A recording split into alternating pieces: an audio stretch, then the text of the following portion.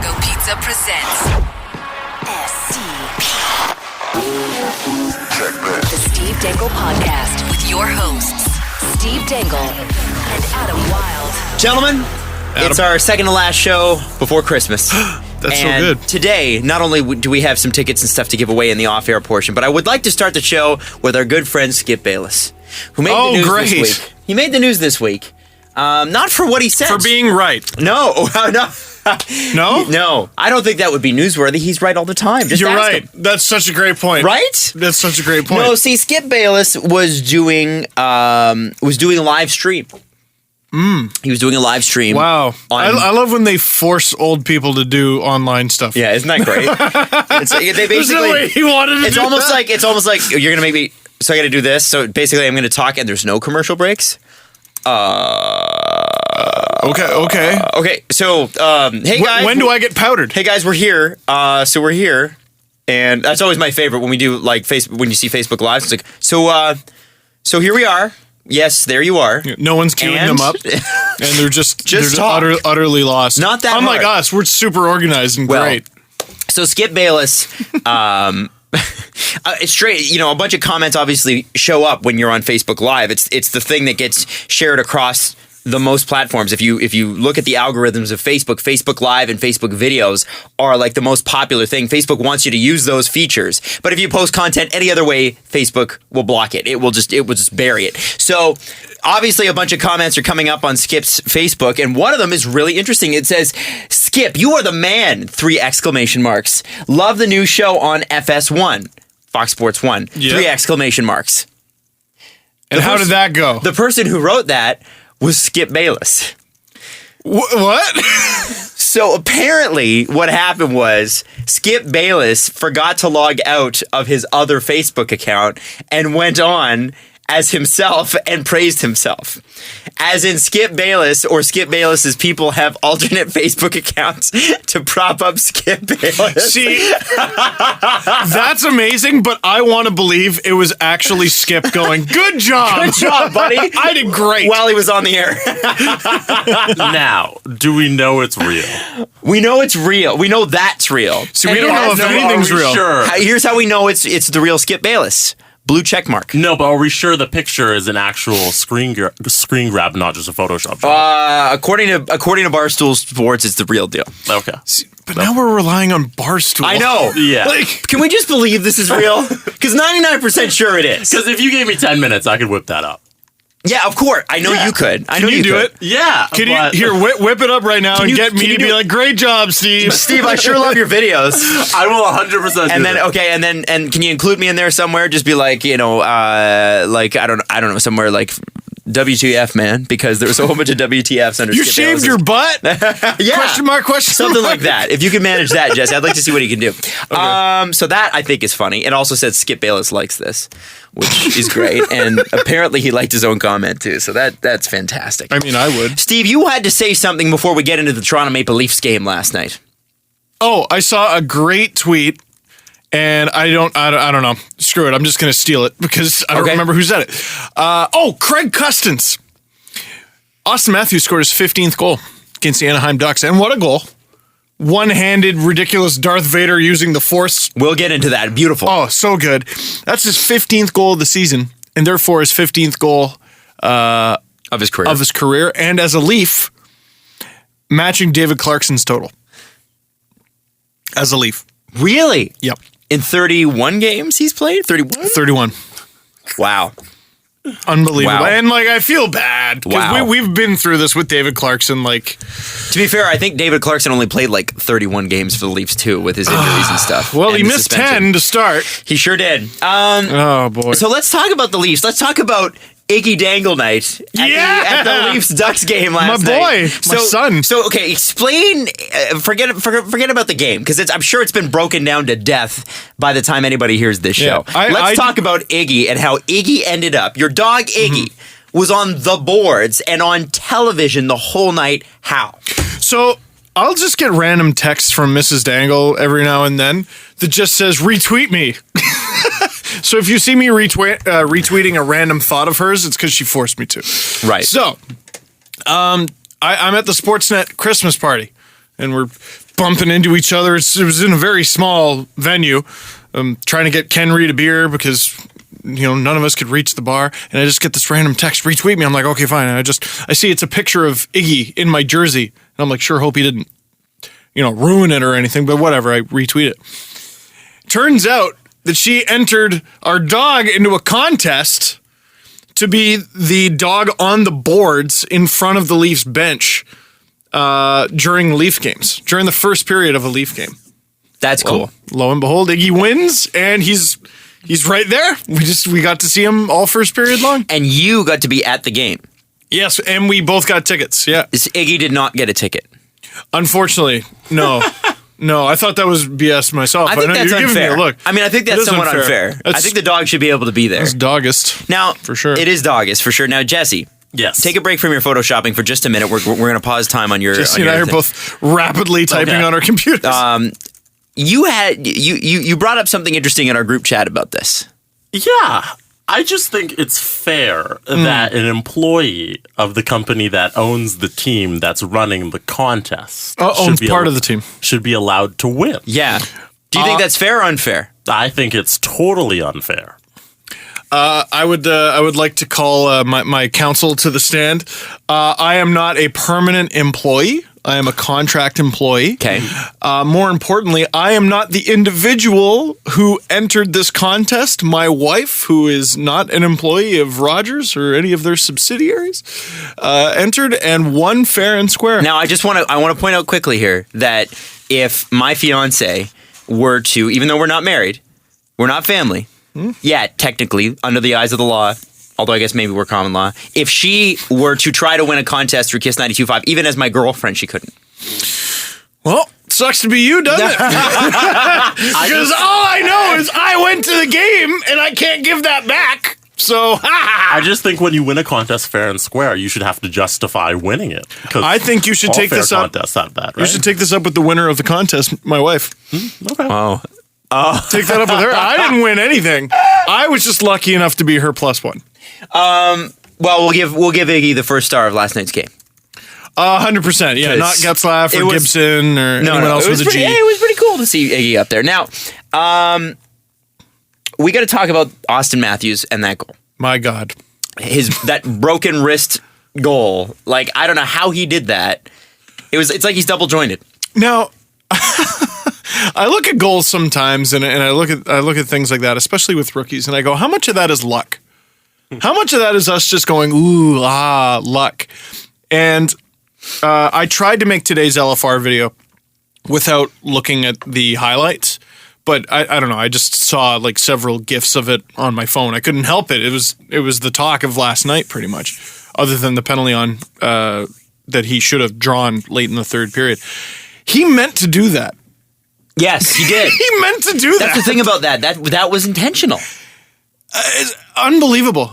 Absolutely unbelievable. The hand-eye in this guy, and it gives me hope for his face-offs a little bit, because the Leafs just got killed in that department. But no rookie does well in that department. So once he learns that, I mean, what else does he need to improve on? Well, yeah. I mean, God, and that's the good. thing, is that he will continue to improve. In everything. Yes. And I thought was interesting is we've seen some really great examples of his hand-eye coordination lately.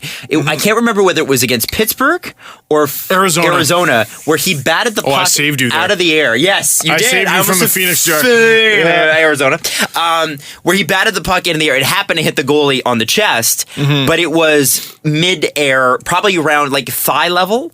And he was able to put it on the net still with some force, which is pretty incredible. He's so unreal. So unreal. I want to bring up a stat to you that I think you will find extremely interesting. I don't pay attention to analytics. Getzlaf and Matthews played a lot of time against each other yesterday. Yes. What do you think the shot differential was? While they were on the ice together? I think I read that it was in Matthews' favor, which is a miracle, but I'm going to go with it was like maybe Matthews had the puck 54% of the time. Okay. Let's say. So that's a percentage. Over 50. Yeah. I'm going to go with shots for. Oh, shots. Okay, shots generated, okay. So it was, yes, in Matthews' favor. That's crazy. 17-4. What? I'm going to say that again. When Matthews and Getzlaf were on the ice together last night, the shots for the Leafs, 17. The shots for the Ducks, 4. And Getzlaf did get a goal on the power play. Yes. So it's, if you're going, well, where was he on that one? Well, you go. I don't think he was on the ice. I don't think he kills penalties. That is just a good player. That's spectacular. Holy smokes. You know, it's funny. I try to think back through the season to like really good defensive plays, like good plays Matthews made in his own end. And he makes a lot of them. I can't think of many, though. That's because he's never there. Well, how many...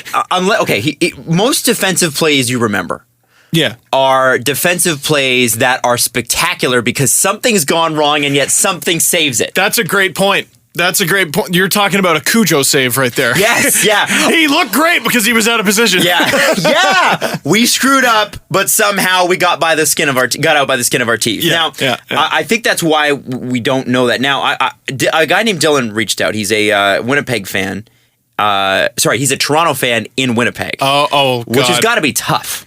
Tough. That Leafs-Jets game had to be the worst day of his life. So, yeah, I think so. He said, hey, Adam, I love the podcast, and I have a question for you, and this is why I opened up my DM so people could send me some stuff. I'm really interested in what Steve and Jesse would say here. I'm a Leafs fan. I bleed blue and white. When I started watching the Leafs, they had Toscala and Raycroft in net, but I'm still here loving the Leafs, which is amazing that they gained a fan in that era. Yeah. I live in Winnipeg, and all my friends keep telling me that Laine is better than Matthews. What should be my response? No. Just watch. Your response should be just watch. And again, they're going by the goals. Yes. The goal scorer has more goals. Weird. Ask them what they think about how Paul Maurice uses Laine. Just don't combat them. Don't combat. You know what's my favorite victories are in arguments? Using someone's own head against them. The Guy Boucher, we got the book on James. James make them answer their own questions, and you'd be amazed to find out how many people can't even do that. Okay, so Steve, here's the deal. Yes, Patrick Laine is better than Auston Matthews. Yeah, maybe. I mean, he's had some early success. What do you think about Paul Maurice and how he's used him so far? Well, he's obviously used him on the power play a lot and on the top line. Do you think maybe he's sheltering him a little bit? I mean, I would have to look at the like numbers. how often does he typically use him a lot when the Jets are like up by 2 goals or something like that? Yeah, normally I would think. I think he uses it. I think the reason they're up by 2 goals would be Patrick Laine. You know what? Yeah, that might be the case. It's just, I hope he's not viewed as a liability. Like, because, you're good at one thing, and we knew he was good at that one thing, but can he do it all? I guess we'll see. We'll see. I mean, if he can, he might be better than Matthews. Can Auston Matthews? Oh, yes, already. So that's the great thing. Yes, he can. And the reason I say that, and this is not to be taken the wrong way, I believe that you had 2 teams with 2 unique needs. The Jets needed goals. The Leafs needed a centerman to do it all. Mm-hmm. The Leafs got their centerman to do it all. The Jets had Leafs don't miss Laine's goal scoring. No, they don't. They score enough goals. Yeah. Also, Matthews is 4 goals behind? Oh, no. Yeah. Oh, heavens. He's only got 9 goals in his last 12 games, Steve. Oh, shoot. So the thing is, too, with Auston Matthews is it all depends on what kind of player you want. Yeah, you're going to see the flash and pizzazz from Patrick Laine, Dylan. But the deal is, if you want a complete player, Auston Matthews is far and away the better player. Here's a question. Let's pretend. And that's not, by the way, Winnipeg fans, not a slight on Patrick Laine. Totally. Let's pretend now the Leafs drafted Laine. Yeah. Okay. So. And last night, Bozak and Smith are out. Yeah. No Auston Matthews against Ryan Getzlaf. But let's pretend they're healthy. Okay. Let's, completely healthy lineup. So we got this shutdown line, shutdown/first line. It's bizarre of Kadri, Komarov, Soshnikov. Okay. We got this kid line of Matthews with Hyman and either Nylander or Brown. Yeah. Right? We got this all offensive line of JVR, Bozak, Marner. Mm-hmm. And then we got the 4th line, which is often, I think, Martin, Smith, and either Sosh or Brown. Where does Laine go? The most obvious answer to me is where Marner is. Yeah. So where do you have Marner? So then I guess you have either Marner or Nylander center the kid line. Well, and with also Hyman and Nylander. I completely ignored my own words there. Matthews is not your center on that Hyman line because you don't have him. So who's there? It's Peter Holland, I think. Or William Nylander. Or they force William Nylander to be the center. To play center, which they don't want to do. Right. So the Leafs needed this guy. Yeah. They needed this guy. To the point where even if Laine does end up being better, okay, so be it. Like the Leafs addressed a need, and they took the player that they thought was best. And because I think he might be at both ends of the ice. Right. And I think that Getzlaf stat kind of says it all. I mean, now, am I saying that'll happen every single game that he's on the ice against a guy like Ryan Getzlaf? Probably not. No, that's probably not going to happen every single time. But if you can win 60% of those, 65% of those, you're doing good. Let me ask you this. Are we being hypocritical? Why so? Because we're randomly bringing up Laine in a situation where he wasn't involved? No, Dylan asked the question. I just thought it was a good time to bring it up. And I just this is all Dylan's fault. Yeah, it's blame Dylan. No, but way to go, Dylan. Thought I would bring that up. Now, spit hot fire. It has been posed that 31 games into the season, with Matthews playing the way he is, we saw an easing in of Auston Matthews. We did see a bit of a shelter, which, by the way, I think is a smart idea for anybody coming into the league first 30, 40 games. Do you think now Mike Babcock goes, all right, we have a legitimate center here, time to start maybe unsheltering this person? And they might not have a choice with Bozak out. Yeah, you're right with the Bozak comment there, but I think it was Chris Johnson, maybe it was Myrtle, I can't remember, tweeted a quote from Babcock. They go, so you thought Matthews could potentially be an elite center by Christmas. How do you think that's going? And he's like, yeah, I think we got a good player. That was his answer. One thing we've definitely seen with Babcock is if he likes a player, if he has a notion about a player in his head, he will not be stopped. He is going to truck forward with that notion. Babcock loves him some Sosh. He loves him some Zach Hyman. Loves him Auston Matthews. For very different reasons. Right. If Bozak's out for a while, which I don't think they're both day-to-day. Smith and Bozak. It doesn't sound like it's going to be long. Yeah, Matthews played, I think it was 21 minutes. And the Leafs were on the penalty kill for a lot of that game. 21 minutes, 9 seconds, I believe. So you're right the hell on. Right the hell on. And I don't think he played a single second on the PK. Which means at even strength, it was the Auston Matthews show. And by the way, they were on the PK a lot. They really put their power penalty kill to the test they do that. And also, it might put to bed the silly notion that allegedly Matthews' conditioning in the third period is a concern. What? I heard that on a different network. What? No. What did they say? Say that one more time. That allegedly Matthews' conditioning in the third period is a concern. According to whom? Leafs management? I can't remember who said that. Yeah, I think it was coming from inside. I don't know. It was just someone on TV on a set that was red saying that, and I immediately thought that was a silly I hope thing. you laughed, man.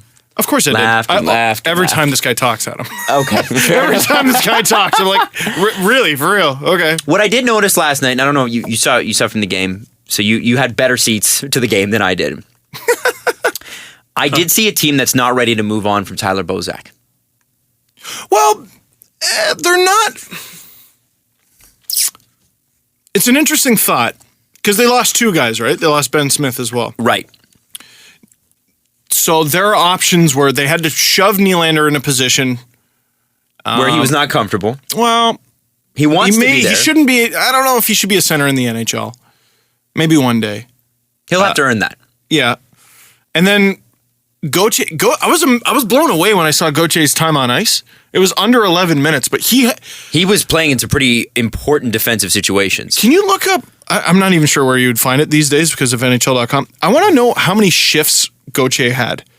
And I want to know how that stacks up to his teammates. There's a shift chart at the bottom at NHL.com if you look at the box scores. Yeah. It's really hard to find, but once you find it, and it's also a terrible graph and doesn't fit the screen properly. However, it is interesting to look at. Yeah.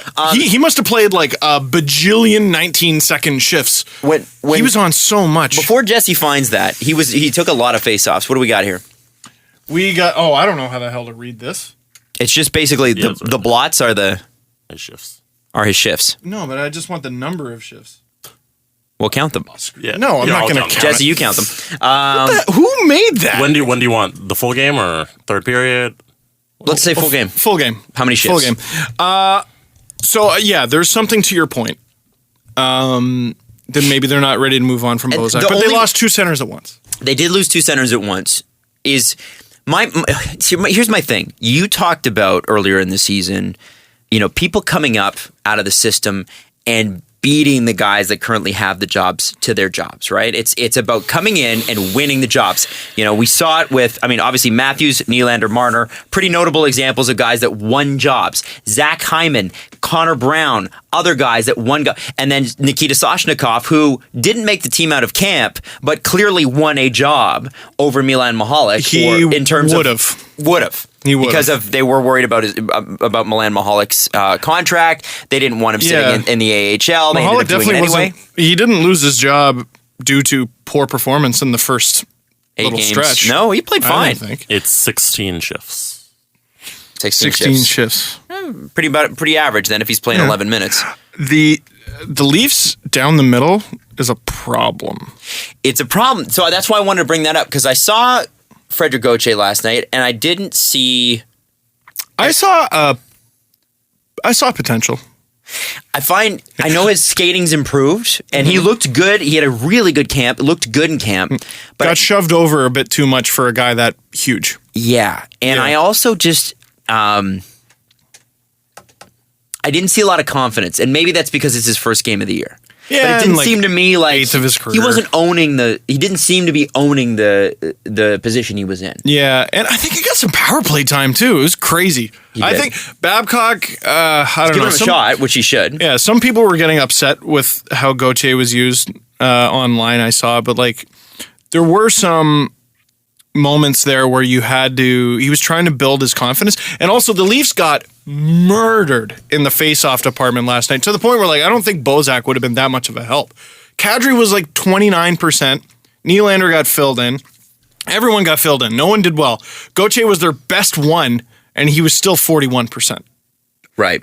They got murdered. So the reason he was being used so late in the game is he was the only Leaf who had a shot at winning. So, but here, down the middle, Matthews, Kadri, Bozak.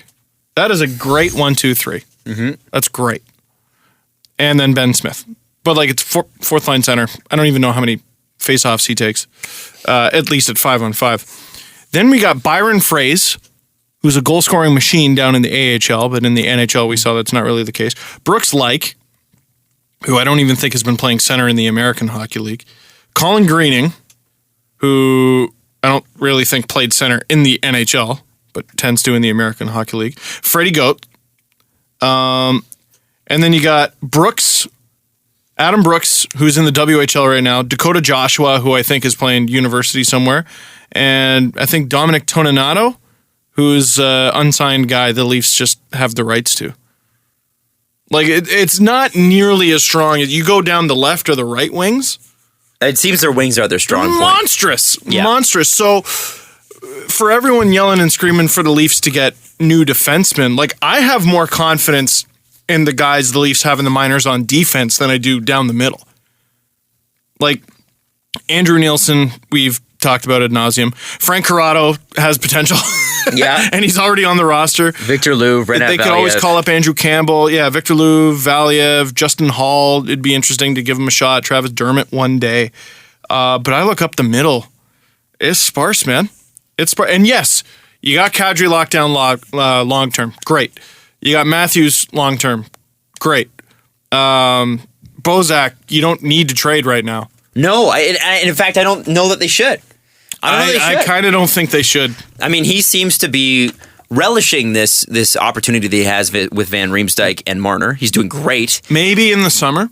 Yeah, I just don't see. To me, the team is too thin at center to give this up. Right now, it's a strong point. They finally have 3 strong centers, 2 of them with significant NHL experience. I don't, everybody's like, oh, Bozak and JVR out the door. What are we getting back? What's coming back? And you better have a center and you better have a winger NHL ready to go, because without those 2 guys, they have almost no net presence besides Zach Hyman, like real net presence. JVR is a real net presence. Obviously, Auston Matthews gets in there, but I'm talking about a guy whose bread is buttered by standing in front of the net. Yeah, that was one thing I definitely noticed at the game. They're too much of a perimeter team. They're getting a ton of shots, but they're not. They don't seem to be. Well, and they're getting chances too. But like Connor Brown was a guy I called out specifically.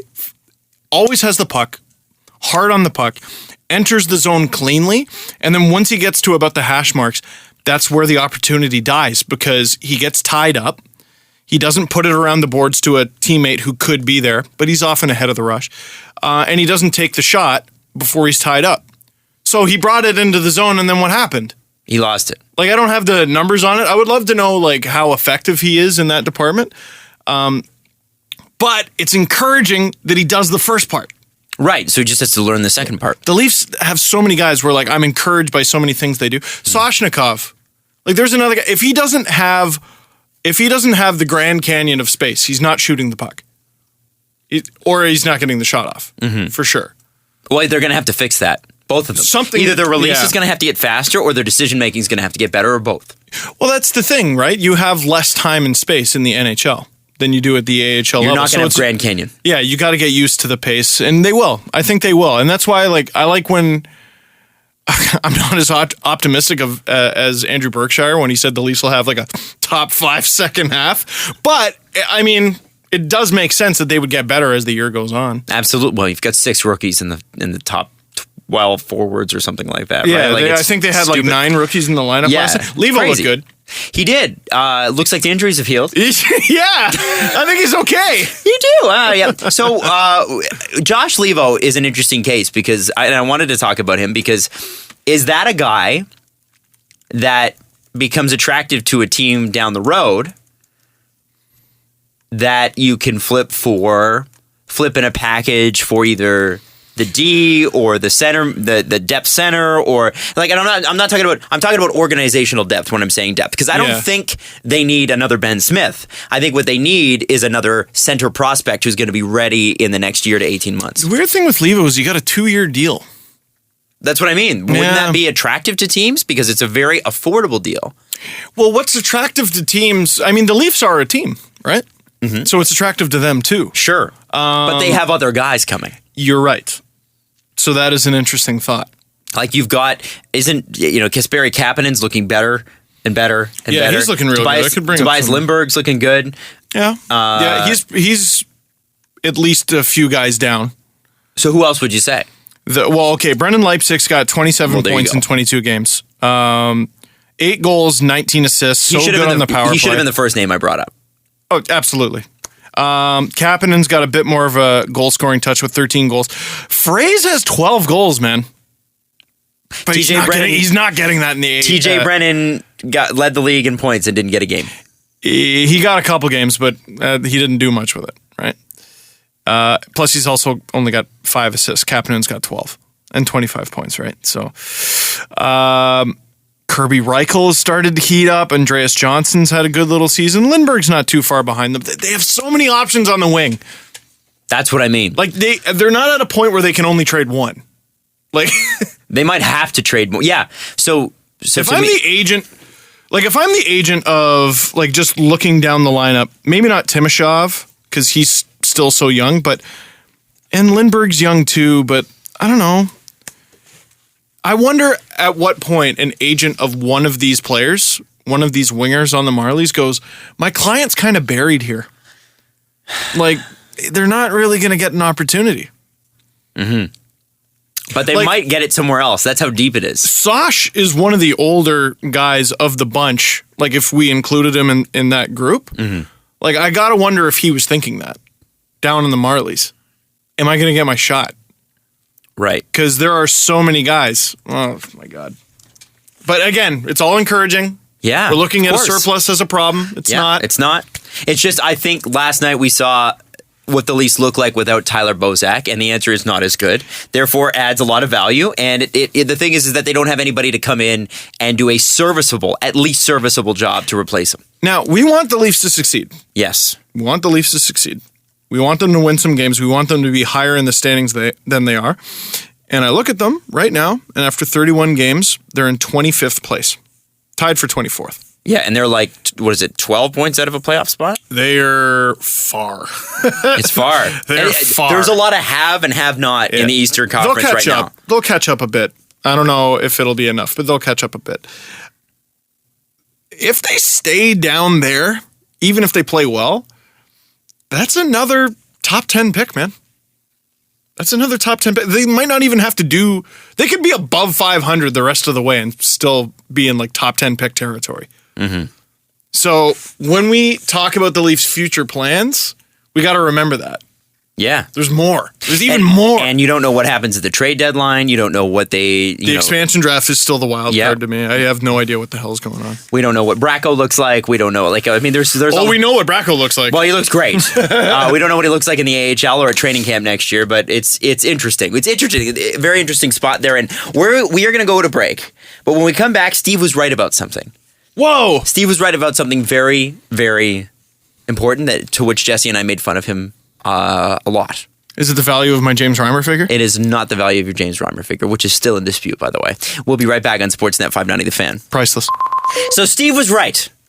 And Steve, you can continue eating your lunch. I'm going to tell this story, okay? Great. From the Tampa Bay Times, winner of 12 Pulitzer Prizes, which is, by the way, the Tampa Bay Times byline. They won 12. Steve was not right about this. Steve was probably right about this. Remember. Let him finish. All right. So I'm going to read a little bit of Joe Smith's article from the Tampa Bay Times. It said, shortly into Coach John Cooper's pregame media session Saturday, he said, "You want to hear an awful story? A heartbreaking one, actually," says Joe. With center Cedric Paquette, the latest Tampa Bay forward to get hurt, prospect Tanner Richard, 23, was called up from AHL Syracuse, and scheduled to make his anticipated NHL debut Saturday against the Oilers. But Richard's 8 a.m. flight out of New York sat on the tarmac for 2 hours, forcing him to miss his connection to Minneapolis, which, by the way, big international hub. His scheduled flight to Edmonton from Minneapolis was taking off as he arrived. The next flight to Edmonton was not arriving until after the game. So Richard was returned to Syracuse. Oh! But it was not in time for the Crunches game in Bridgeport, so Richard missed 2 games in one night. Oh, wait, how was I right about that? Well... Oh! Hey! Your boy's slow, but he gets it every now and then. He figures it out. Steve. We may have made fun of Steve in the past, just context for anybody that didn't hear it.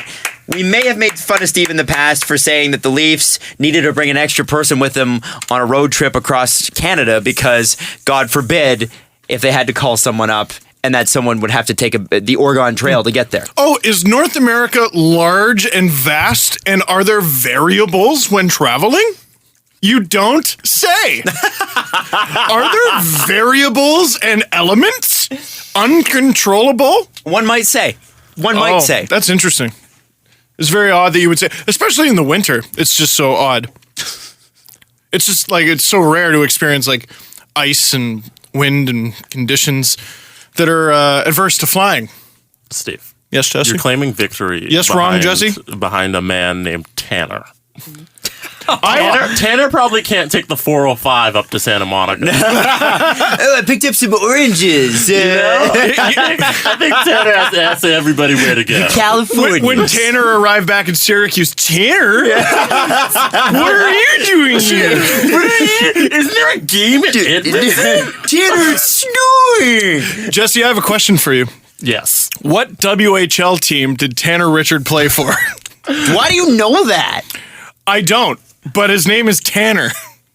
My buddy's name is Tanner, and he's probably like, hey, guess what? He's from Western Canada. Tanner played for the Guelph Storm, actually. But he's from Western Canada. He's from Markham, Ontario. Wow. God. None of that worked out for you. Maybe not bring it up next time. You know what else did? You know what didn't work out for him? You know what didn't work out for him? Going to the NHL or AHL in one night? That's right. Because sometimes things don't go your way. Game was in Edmonton. It was in Edmonton. Yeah. Why isn't there a direct flight from like New York to Edmonton? Because I don't think that doesn't happen. There's not a lot of direct. Man, direct flights are hard to find if your city Like, they're hard to find in Canada. If Yeah. your city is not Montreal, Toronto, Or like, Vancouver. Vancouver, maybe Calgary. Calgary just built an international hub on their airport. As I was leaving, it was like they were just putting the steel beams in. So, like, I am still blaming this on Tanner. I think he could have found a way to get to Edmonton. He had you know where plenty there of are? time. You know where there are tons of direct flights from Edmonton to in the States? Vegas. And the Dominican. You can get a Dominican's not in the States, but you can get a direct flight out of Edmonton to anywhere hot or any place where you can spend boatloads of cash You in know a what's week. not far Any from place Syracuse? TF out of there? Yeah. Toronto. Why What's didn't that? you just go up to Toronto and take a flight to Edmonton? I mean, that was one of his options, and they chose the Minneapolis one. doing, Tanner? Yeah, but how long ago was this? A few days? A couple days ago. It was last week. Might have been snow. Might have been rain. Might have been a stormy night. It was the, might you know have been what? the day of the sweater party. It was the snowstorm that I came in on, actually, which made my flight late. I had an 8-hour extravaganza from Tampa to Toronto. I got to the were there weather conditions? I got to the airport at 12 and I got home at like 8:30. Tanner needs to go back to Calabasas. Let's be honest. I hope he With paints his and neighbor lives out of Justin Bieber. I hope he paints and lives out of a car. A Volkswagen bus. He pains to escape his pen. I'm sure he's probably got lots of pen. I feel got bad lots of because by the way, I've never been more sure of anything in my life. He's going to get his first NHL goal against the Leafs. And everyone's Why? going to be like, because you were mean to him. Oh, yeah. 100%. Yeah. 100%. He won't miss that flight. By the way, I want to say, You never know. I do want to say that I mean, there is weather. I'm officially a believer in the Dangle jinx, and I'll tell you why. And I've always doubted it. I've always thought it was dumb. But now I'm officially a believer in the Dangle jinx because last Thursday on the show, Steve said, oh, the Leafs now they got to go into a game against the Pens where they're going to get killed. And I said, you think they're going to get killed? You're like, they're going to get killed. And then I said, I don't know. I think they got to, no, they're going to get killed. And lo and behold, reverse Dangle jinx. And then you go to the game last night. And Cam Fowler, the guy that was supposed to come to the Toronto Maple Leafs, scores the winner. Adam is the vice president in every natural disaster movie.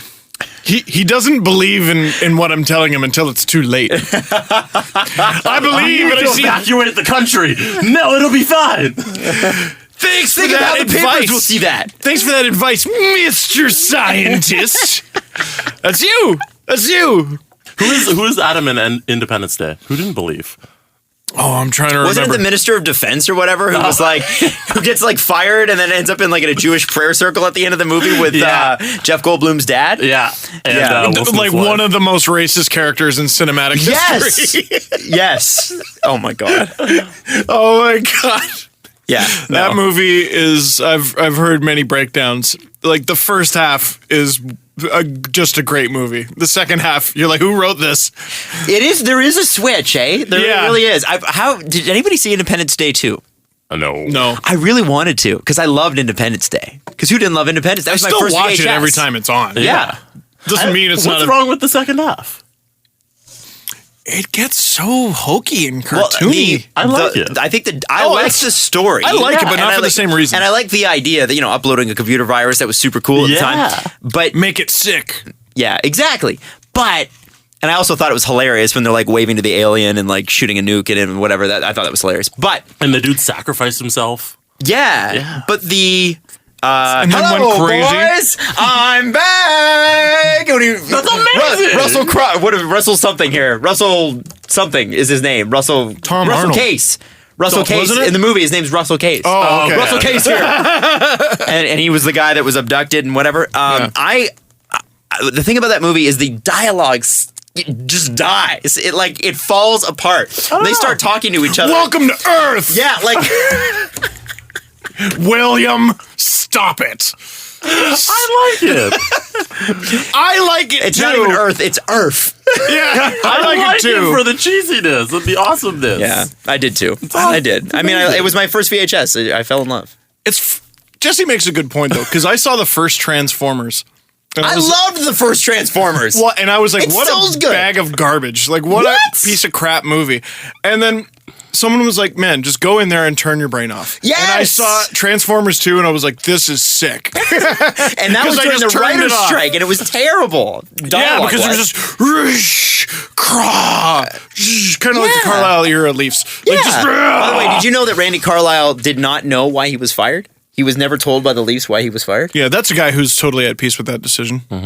That's a guy who's not bitter. Yeah, I heard Doug McLean saying, he had to feel good about that last night. And I thought, if Randy Carlyle, I'm sure he did get satisfaction out of it. Totally. But the fact of the matter is, if he got satisfaction out of it, that's nice. It doesn't make up for the fact that the system that the Leafs were playing was horrendous. And then he blamed it on the players.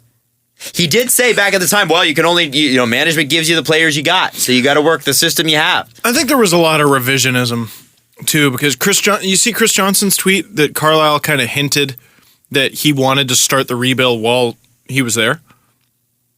Like, he wanted to facilitate a rebuild? I didn't see that, no. Randy. Well, first of all, what is your version of a rebuild?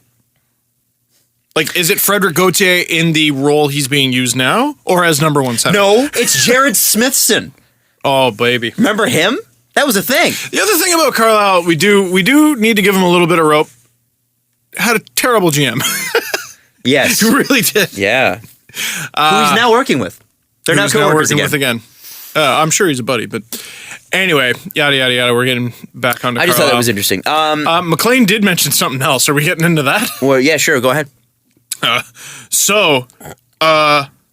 Vinny Viola, the majority owner of the Florida Panthers, was nominated by Donald Trump to be the Secretary of the Army.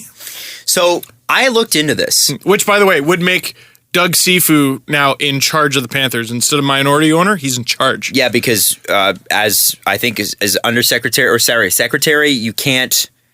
It's not that you can't have a business, but you can't be running the business and running the country's military. Which seems like it's going to cause a lot of problems for this administration because everybody's a billionaire. Who's got interests. Yeah. So I don't know.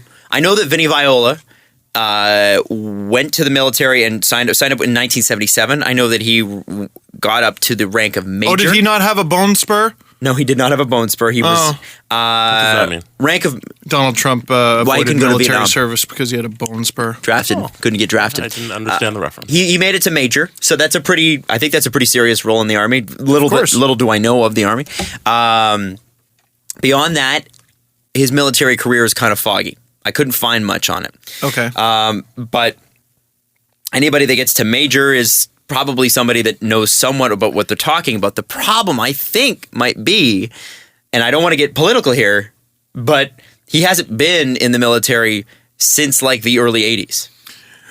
So, man, I don't know. You know, a quote stuck out to me from our last episode where Elliot Friedman called in, and he goes, you can be an NHL owner, and no matter what your other businesses are, what mistakes you make there, successes, no one cares if your sports team is bad. No one cares. I don't know. I think Vinny Viola just escaped that. Yeah, because now his mistakes are international if they happen. It's unprecedented. This is unprecedented. Or if you're Donald Trump, it's unprecedented. Oh my dear sweet Jesus. Yeah, you saw that tweet. I did too. Take his phone. Let's move on past that. Quite frankly, I'm no offense to the Panthers themselves, but I'm sort of done talking about their owners. I know we can't. This is so legitimate, though. I know. I'm just so tired of bringing them up. Not because it's not. It was like I was tired of bringing up when Carlyle was the coach of the Leafs, the stupid things that I disagreed with that he was doing. We did that for like a year and a half. Don't be crazy. Okay, so it's early in the season. There's always time to escape this. Escape. But we talked about every year there's a gong show team. And we were talking about the Islanders being the early candidate. Vancouver too. And they sort of escaped it a little bit. It's the Panthers in a cakewalk. Mm-hmm. Right now. Absolutely. Hey, they make the playoffs, become a great story, prove everyone wrong. That's fine. That's great. But right now, it's a carnival. I've never seen just so much confusion. Yeah. Yeah, there's surrounding a lot going team. Now, who knows? There might be a brilliant method to that madness, but this news story is just we live in a movie. We do. We live in a movie. And I can't believe it. It means that for the first time in our lives, our direct lives, guys, we have talked to a person who knows a guy who might be the Secretary of Defense for the United States of America. So what is Secretary of the Army and Secretary of Defense? Not Secretary of Defense, Secretary of the Army. I'm assuming that's the person, from what I know, and our American friends can correct me on this if I'm a little bit. Essentially, it's the person that is heading up and is the representative of the Army. So I guess a lot of the budgeting and the expenses and all the things that the generals want would go through Vinny to the president. You got it? Great, let's do that. Sorry, before you start that, 2 weeks ago, he was making a phone call saying to fire Gerard Gallant. Yeah. This is Vinny Viola. The Secretary of the Army is a senior civilian official within the Department of Defense of the United States of America with statutory responsibility for all matters relating to the United States Army. Manpower, personnel, reserve affairs, installations, environmental issues, weapons, communications, and financial management. So this is, all that stuff about, what was that book? Flash Boys? Flash Boys. Maybe it's like about efficiency in the Army? Maybe. He does find efficiencies. Our podcast is 4 degrees removed from the president. Wow. Our show, Doug Sifu, Vinny Viola, president. Damn. What the hell happened? What is this year? It's been a weird year. Let's get out of it. I'm scared. I hate it. I before we have to go, did you guys see the Capitals social media blunder? Yes. Go ahead, because I have a theory. All right, so Capitals, there's one young woman named Emily Longton who tweeted a picture with her father. Is she a Caps fan, by the way? She is a Caps fan. Okay, that alters my theory. She tweeted that, she and her dad were at the game. So the Caps retweeted it and they were like, epic face swap. Only their faces weren't swapped. Her and her dad, they were that was just their faces, and that's how their faces look. And she's like, those are our actual faces. And the Caps wrote back, and I want to know if you think this is trying to... I didn't see that. Yeah, they wrote back and they said, and I want to know if this is a publicity save, like, we screwed up and we're not going to admit it, or if they actually meant it this way. Okay. They said, well, that was the joke. Oh, no. So my question then is, what was the joke? There's this weird... If that's a joke, what's the joke? Yeah. I think the joke is your faces don't fit. Which is not a good joke to be making at your fans' expense if it's a joke. Right. Why don't you just say we screwed it up? I think it was just a mistake. That night, they had set up a booth for face swaps. So, it was part of the night where you can go and you can get your face swap done and then post it on Cap social media. So they just assumed that these people also did it. Oh, no. I'm going to give... Now, and here's the thing. You can make that blunder and, oops. There's this thing with, social media coordinators, and I've seen them talk about it, and I've been to seminars, and every time they say it, I'm like, that's blatantly false. That is so incorrect, and I'm not following it. A lot of these guys are hell-bent on not letting a conversation die. You have to continue the conversation with someone. Why? Well, and this is the thing. In that scenario, okay, so you accidentally, she tweets you, you mistake it for a face swap. She responds. That's it. You just let it die. Delete the original tweet. I would. Why not? You could just own the mistake and just leave it. Well, that's the thing is that if you're not going to respond, just delete it. It's gone. I might be with Adam. Then it's a minor incident. Then it's like a minor thing. And then people will forget the next day because you didn't respond. And if you do leave it up, maybe respond with, whoops, sorry. Yeah. Or why can't you just say, whoops, sorry? Why are we trying to? That's the other thing that I don't understand is that why don't you just say, we screwed up? Yeah, then it's dead. Let it die. It's dead. Let if it you die. say, oops. Ignore it. Because people understand human error. What people don't understand is being lied to. Mm-hmm. Yeah. And I know it's not that big of a deal, but it's just these social media things. It's like, I don't understand. Wait, if you're that girl, you're like, oh, that's the joke? To be fair. So you're saying... Her father looks very youthful. You're like, wow, I cannot believe that is your father. He looks like her dad. Yeah, he does look like... They look very similar. Yeah. And I'm sure whoever did the retweet looked at the picture and it was the small icon. I doubt they blew it up on their phone as... You know what I mean? You know what would be great is if she's messing with them and it is a face swap. That would be great. That would be great. So anyway, I thought it was quite funny. There's some things that we have to talk about, including a frozen cold Avalanche reporter in Winnipeg. And you think your team's hard to cheer for?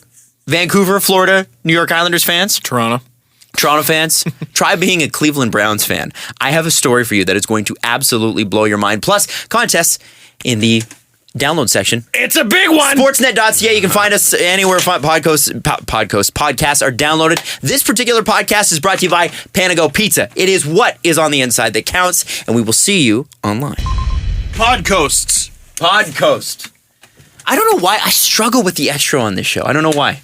Oh, I sent you the Photoshop Facebook photo if you want to take a look. Is it on? Is it my Facebook? Yeah, it's on your Facebook in our group chat. Thank you to everyone tolerating my unprofessionalism.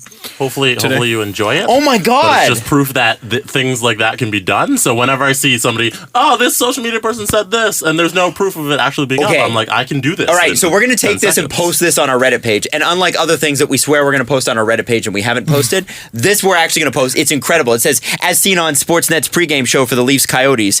And then Steve writes, that's so cool. And then apparently I write, you'll be more aerodynamic if you shave your ass. And Justin Fisher writes, Dangle for Prime Minister, which Justin is going to be mad about. That's actually incredible, Jesse. Wait, what did you type in? I'm confused. So if you look at the comments on this Steve Dangle video, you'll see that none of them are real. If you look at the comments where my finger is pointing, see the comments, Steve? Steve isn't getting it. Oh, they're all just... because that's on my page, though. It's not on Sportsnet's. Yeah, but look, the comments aren't real, Steve. What do you mean they're not real? Look what you wrote. So the deal with Photoshop is... Sorry, man. I'm eating my mashed potatoes. That has nothing to do with you know the Skip Bayless thing we talked about at the beginning of the show? This is what Jesse is exhibiting to you. I feel foolish. Do you see this webpage where your video is up and Adam wrote this thing about shaving ass? That didn't actually happen. Which I wouldn't actually put on Facebook because someone's going to take that out of context and I'm going to get in trouble. I'm embarrassed. I'm hungry. I'm sorry. Okay. Jesse, that's a fantastic job. Isn't that amazing? Isn't that amazing? Oh, Jesse, you are a freaking master. Do you remember writing that, Steve? Because you didn't. No. There you go. That's how Photoshop works. Now, even if he had, Dad! Jesse, even if he had written it, he wouldn't remember it. No. I mean, let's be honest. No, because I'm Skip Bayless and I'm important and I have shit to do. So let's head on over to tropical Winnipeg. That's such a struggle. Let's head. I don't know. Sorry. There are so many things on this show sometimes where I go, this should be easy. This should be easy, and that's not your fault. That's not a slice. I've had to wake up really early the That's last me couple too. days. I'm a zombie. It must I'm an be idiot. hard. Oh, shut the fuck up. Why have you had to wake up early? Because Mrs. Dangle's car broke down, so I had to drive her everywhere. Yeah. Do you have to get up and drive her out? Get up and drive. When I'm used to going to bed late. Okay. But it's not like you were getting No, you up know what? and going to work at the oil mines. I will give you that because here's the deal. The oil mines I know where what I people said. mine for oil. I take rocket surgery. I know what I said. Yeah, I'm good at hockey. I'm not good at school. Or whatever Patrick Maroon said before a video went viral. I'm not good at school. It's like 2 weeks ago. No one remembers. I want to take you to tropical Winnipeg. Home of NHL's best player, Patrick Laine. Oh, absolutely. NHL's best player, by the way. NHL's best player. Where a poor Colorado Avalanche reporter. Who, by the way, is from Colorado. From Colorado, a very cold climate, decides to do a report outside because, well, he's from Colorado and probably used to it. But if you're going to do a report, I would do it inside in Winnipeg in the winter. And I think anybody in Winnipeg would say the same. Find a place to do it inside. This guy decides not to, and he probably does more damage to Winnipeg tourism than anybody has recently. Oh, imagine all the dollars being taken away from Winnipeg tourism. Maine, which has been called the windiest and coldest intersection in Canada. I would say it's the windiest and coldest intersection on the planet. Just being out here, I feel like I might die. It's a death sentence. So that's Main Street and something. I didn't catch the other street he's on, but Main Street, Winnipeg. I'm telling you, man, visit Central Canada in the winter just to see what it's like, because Saskatchewan is similar climate. You start to think existential things. Like, how are there people here? Well, okay, there's people here because people settled here. When was that? Well, that was 200 years ago. How the hell did they people do that? Yeah. How on earth did you live there before electricity? And a lot of them came from the Ukraine, and it's like things were better here at that point than they were in the Ukraine. So that just tells you how bad ththings were at the Ukraine in that point. And that's why, like, hockey with horse poo was fun. Yeah. Yeah. Road apples, they used to call them. Yeah. I remember, I had a science teacher who used to be like, yeah, we played hockey with horse poo. Yeah. But yeah, I read that in Bobby Bond's book. And I'm like, that guy's still alive. Mm-hmm. Like, that's not an ancient historical figure. Scored a goal to win a cup with a broken leg, and he's still alive. In my parents' lifetime. Like, it's nuts. That's not Abe Lincoln. No. That's Bobby Bond. No, that's a different kind of tough, man. And I feel like, especially Winnipeg, because it's like in Edmonton, it gets that cold, but Edmonton is, I think, a little less humid, and that actually makes a difference. It's a different kind of cold, and unless you've lived in Alberta or Saskatchewan, and Manitoba to a certain degree, but I find it to be a little bit more humid there. You don't understand the difference, and the same goes for the States. If you are in the Midwest in the States, you know what I'm talking about. That dry cold is a lot different than a wet cold, and you get instantly sick. Yes, instantly sick. Winnipeg minus 40 Celsius in the winter, plus 40 with mosquitoes in the summer. And apparently they have trucks that roll down the street and spew chemicals into the air to kill the mosquitoes. There's that many. Oh, that's good. Like that's an extreme. That's an 80-degree difference, and people live that their whole lives. That is a whole different kind of tough. I would love to know, like, if maybe you're a scientist or some kind of medical student, Mr. Scientist, perhaps even a Mrs. Scientist. Reach out. Like, do people in crazy cold climates like that just have different blood? Or I wonder. Something in them that, because, like, my buddy Tom from Winnipeg doesn't think much of it. Dress shirt and, like, bubble vest, standing in line for a bar, and he's fine. Everyone else is in, like, a Canada Goose parka and dying. Yeah, and they laugh when our extreme cold weather alerts for minus 9 degrees here. I know. And they're like, well, that's normal. But that's the types of cold, because it's humid. The wind chill is redonkulous. It says minus 9, and you look at the thermometer like, you dirty liar. Yeah, exactly. It's 15 degrees colder than that. All the Americans are confused right now. Yeah. Whatever. Yeah. Use the proper measurement. Jesse's bored. Jesse is bored. Where's the coldest place you've ever been? Here. Here? Yeah.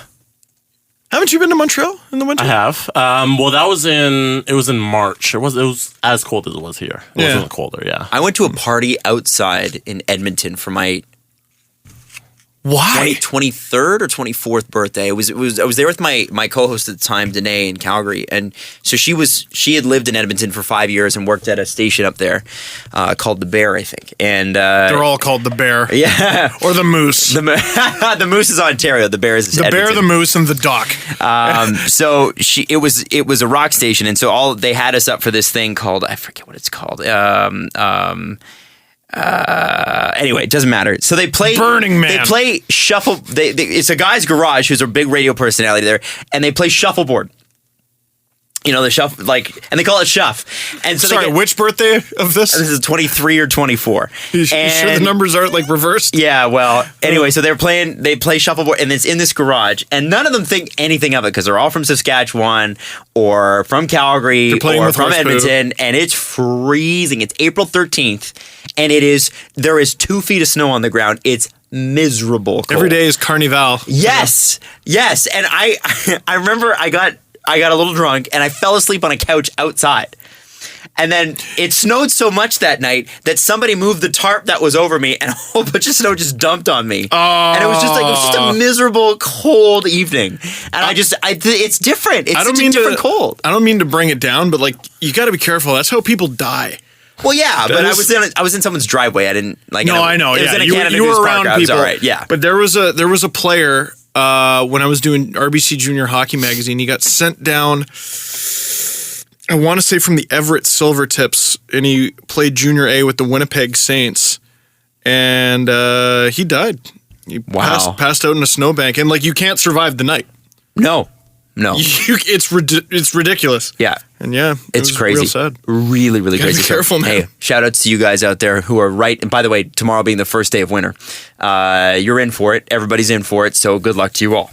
Yes. I want to talk to you about being a first day of winter. Yeah. Hasn't happened yet. Yeah, hasn't even happened.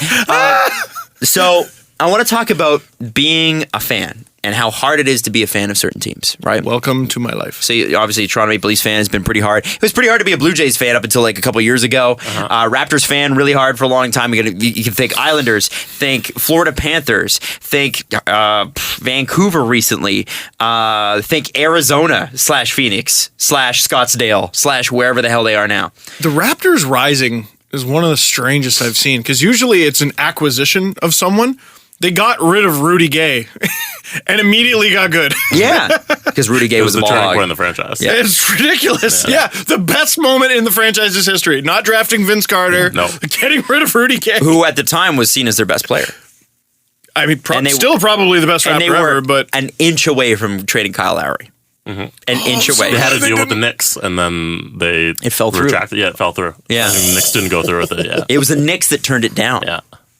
I love those stories. Crazy, right? I love those stories. So they end up making the playoffs that year. Crazy. So, Cleveland, this year. Cleveland hasn't made the playoffs in like 10 years. Okay? Cleveland Browns. Browns. I was about to say Cleveland had a good year. The Indians and Cavs, great year. Sorry, let me correct myself. The Cleveland baseball team and the Cavaliers, great year. Yep. The Cleveland Browns are 0 for 13 this year. 14. 0 for 14 now. Sorry. Are you serious? They're 0 for 14. There's only one other team, I believe. It was the Dolphins, like in 2009 or something, that went 0 for 16. It was either the Dolphins or the Lions. I feel like it was the Dolphins, but I think it was the Lions. Yeah, I think it was the Lions. Okay. Detroit Not that I know Lions, anything. 2008. Detroit Lions 2008. Okay, fine. Both were bad. We'll just put it that way. We got one. Ha ha. So Yeah, according no. to Daryl Reuter from Cleveland, Clevelanders would rather watch Steelers than Browns. Well done. CBS affiliate getting bombarded with requests for the Pittsburgh-Cincinnati game that happened this Sunday.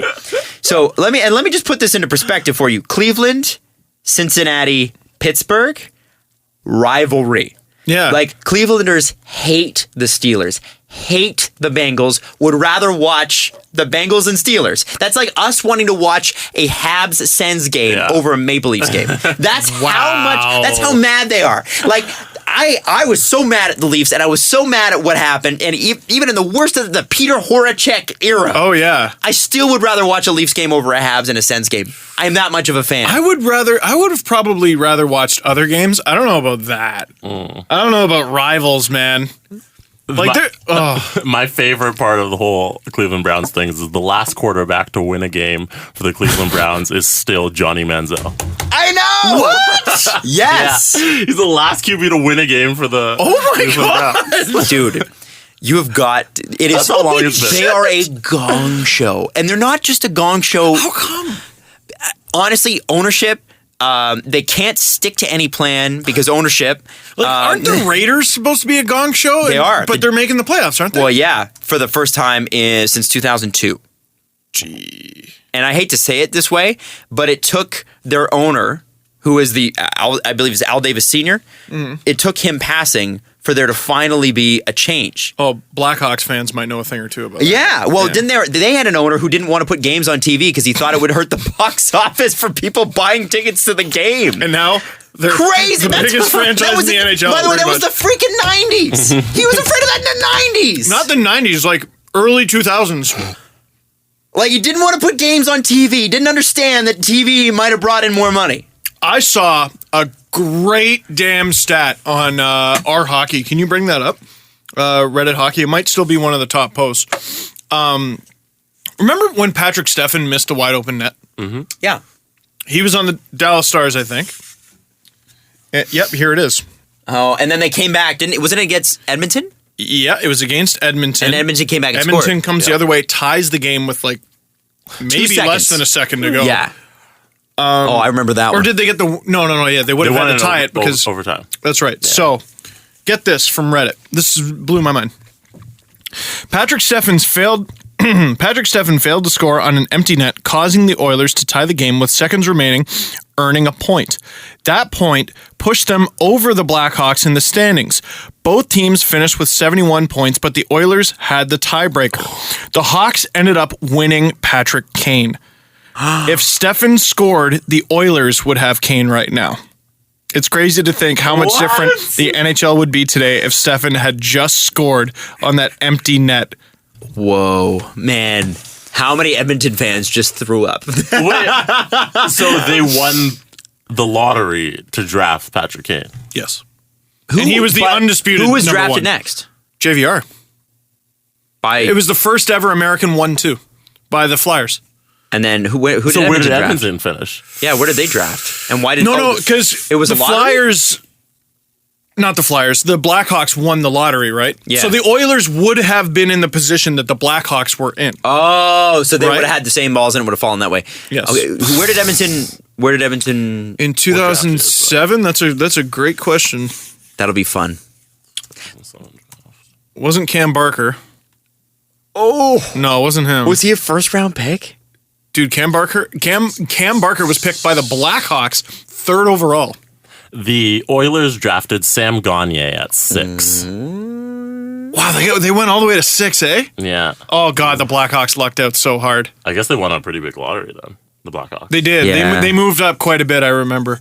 Oh, boy. And Sam Gagner, by the way, like completely having a monster season for the Blue Jackets on like a minimum contract. Can I throw something out there? Yes. I feel like from the years 2004 to 2010, 2011, we're going to look back on them, that last half of the first decade of the 2000s, and we're going to look at that and go, that was a very weird transitional time for hockey.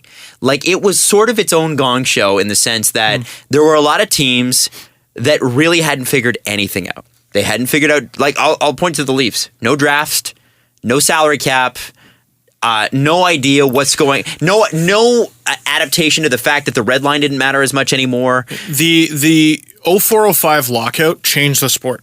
Yes. It made it two different sports. And Yeah. you didn't really realize it at the time. But like go back and watch the Leafs like 2002 playoff run. I was saying this about Zach Hyman's punch from the Ducks game that got called. That would never be called in the early 2000s. No. Like not even that long ago. The that would clutch never and be grab called. stuff is crazy You to watch could now. murder your opponent legally and get a 2-minute minor. Yep. Yep. And it happened a lot. All the time. Sundin, imagine how many more goals Sundin would have in this era. Oh, crazy. That guy, he should have been nicknamed Rudolph because every time he got on a break, he had 2 guys hanging off of him. He was always pulling a sleigh. Holy. I see what you did there. You see, because I had to explain. You my made shitty it work. joke. Hey, man, you made it work. You made it work. Are the Blackhawks right now the most underrated team in the NHL? Aren't they like, They're first. they're first? By the way, with the 29th penalty kill. You know why I think they could be underrated? Is everybody's bored of talking about how great they are. But when this is supposed to be the year everything falls off? I don't think so. This is the least publicized Blackhawks we've ever seen. You know what? No, I think Jesse might be right there. They were supposed to take a bit of a dip. And they were supposed to take a bit of a Well, dip. because they had all those rookies in the lineup. You're supposed to take some dip, not be the best team in Sorry, the a NHL. depth? A depth. Some Supposed depth. to take a depth. There's supposed to be some pet. That was supposed to experience some pet. Black. I look at the that's top weird. of I look at the top of the stands and I go Blackhawks. What are you doing here? They are an unbelievable team. So, Aaron Crawford was out for a little bit. I think they were missing Keith for a little bit. Mm-hmm. Stan Bowman, man, and okay. So I'm always. There are a few quotes I've picked up over the years, and some really stick. And one is Dmitry Filipovich's. Identify who the bad GMs in the league are. and don't hire them? And call them all the time. Oh, If yeah. you're a GM. Over the last 5 years, the Blackhawks might be the Leafs' most common trade partner. That's a good point. Says a lot. Dude, Versteeg, You mean Boland? For beauty. yeah, Verbeauty, Boland, Ponick, the Ponick trade. Which was just a boon for the Hawks, let me just say. How great he's been. It's a good thing he didn't fall off. What right? else? Isn't it? Isn't it? Nobody? I don't get I'm it. saying, remember how great Richard Panik was at the beginning of the season? But he's still, you know what? He has tailed off, but he's I'm still not saying there. he's bad. I'm just saying he wasn't going to score like that. The Leafs gave them Jimmy Hayes for a second-round pick so that the Leafs could draft Brad Ross. Let's not get into this. But we got other shit I'm to do. going to get into this. Oh, well, no, I'll get into it for my trade tree thing because that is a trend that I've noticed. A lot of the Leafs' most common trade partners over the last few years are really good teams. And I don't think that's a coincidence. I like that. See, I like that as an article. It's just that we're running out of time. Totally. And we have lots of things to give away. Well, we got Leafs tickets to give away. That's right. So I'm going to read through the poem. So the game is January 23rd against the New York Rangers. And by the way, we'll have more tickets in the New Year, so don't you worry. New York Rangers, January 23rd, ACC. If you want to go see the Leafs, you were too. Send in your submission to stevedanglepodcast@gmail.com. It was 'Twas the Night Before Christmas, your own way. You had to include Steve, Jesse, and myself, and our lovely sponsors, Panago Pizza. And a few of you decided to send those straight to my email, and I didn't respond, so you're probably like, oh, it didn't go through? No, I just forwarded it right to the proper email. You're welcome. Also, it's stevedanglepodcast@gmail.com, so if you sent it to Steve, technically you're disqualified. But what if I forwarded it? Doesn't matter. Oh. I believe we were pretty clear. Wow, that's cold. Well, You guys are cold. Steve, if I am to collect a check for $1 million and I go to the house next to the house that I'm supposed to go to and ask them for $1 million, I'm not going to get $1 million. All right there, Adam, let them eat cake wild. Well, Where Jesse, did that come from? Am I wrong? You're right. Jesse, this reminds Jesse me. knows that I am playing by Jesse's rules here. This reminds me of something Adam Wilde once asked me. He goes, "Are there no prisons? Are there no workhouses?" If they're going to die, the better do it and decrease the surplus population. Scrooge. Sorry. Let's start with poem number 5. Oh my God! So you're reading off the ones that lost? Yes, I am. That's heartbreaking. But you made the top 5. Okay. Okay? I mean, you're at least at this point at number 5. You're at least Freddie Gauthier. You right? get nothing, but we liked you. But we liked you, and I think you deserve a shout out. What's wrong with that? Nothing. At least they send it to the right email address. Sorry, Mr. Scrooge. Brock Lintern. 'Twas the month before playoffs and all through the city. Leafs fans were distraught because the team was still shitty. The offense dried up, they struggled on D, and Panago Pizza still blocked #Steve's. PP. Yeah. God bless you, Panago. You guys are the best. Yes. The media had begun to turn on the team. There were hot takes. Hot takes. Oh, spelled like Shawn Mendes? Hot dogs and outdated memes. Kipper had threatened to punch Kadri in the head. In his new segment, sponsored, of course. Oh, wait. Sorry. Kipper had threatened to punch Kadri's head in his new segment, sponsored, of course, by Excedrin. Damn it, Kiprio's taking my ad dollars. We needed a man to lift the city's spirits, to make viral the video, and ensure everyone could hear it. The man needed charm, good looks, and wit, but since Merrick was too busy, I guess Steve was it. Steve brainstormed ideas about how to fix the season, while Jesse was bitter and angry for some reason. Adam Wilde tried as best as he could, but despite his large head, his ideas were not that good. Yo, this is number 5? This is number 5. Steve needed to help compete. I said not to do the whole poem. It's bloody long. Yeah. Steve needed to help complete his uplifting statement, so his blogging friends emerged from their mom's basements. On Getzlaf, on Bobby, on Sean McIndoe. McIndoe. Down goes Brown. Oh, is that down? I thought I wouldn't have known that was his name. Oh, really? Yeah. There you There you go. go. Hi, Sean. I thought he was born down Goes Brown. Yes. Okay. Well, I figured that made. I read his article this morning in Sportsnet. No, his blogging name is Sean McIndoe. Oh. His birth name. Is down goes Brown. Yes. Oh, okay. We're never getting through this. Now Leafs Nation, PPP, and others I don't know. Some bloggers be getting paid, but not these guys. So fortunately for Steve, they worked for Panago Pies. They tried to get players to help increase views, but a player is a ghost if he's a player of lose. Ooh. Oh. Good line. Finally, the video was beginning to build. Your poetry snaps? I thought you were trying to get my attention. No. That would be so rude. Hey! They Cadre Bob Rossed it and said hi to Phil.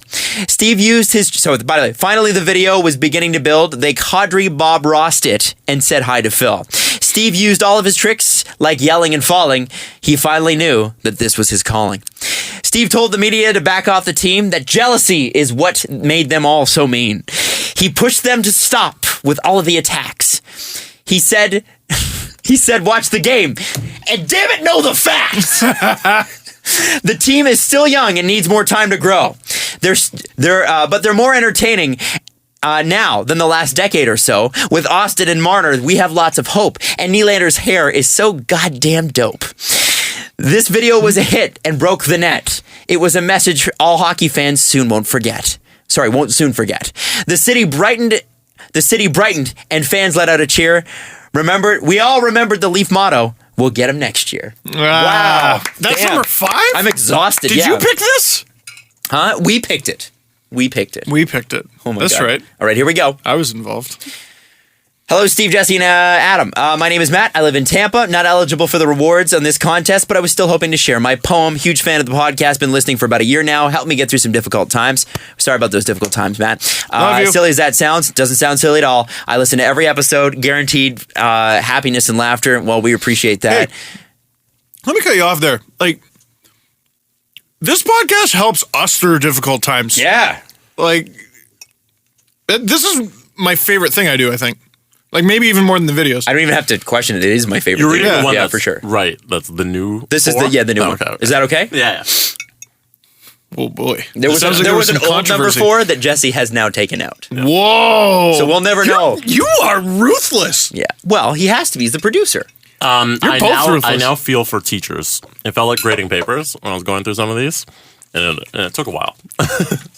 Bless you, Mrs. Dangle. There was lots of messages and imagine lots of poems. So God bless Jesse for going through these. I tried to be part of a website a long time ago, but it involved me editing everyone's work. Nope. And I did it. I did like 2 runs of it, and I was like, done. Yeah.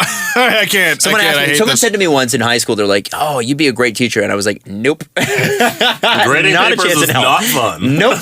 I don't know how people do it. Like Stephen Birch, I don't know how that guy does that and does all the. He tweets all the time. I'm like, how do you ever mark a paper? You're constantly doing research. It's crazy. Anyway, 'twas the night before Christmas, and Steve Dangle was a mess.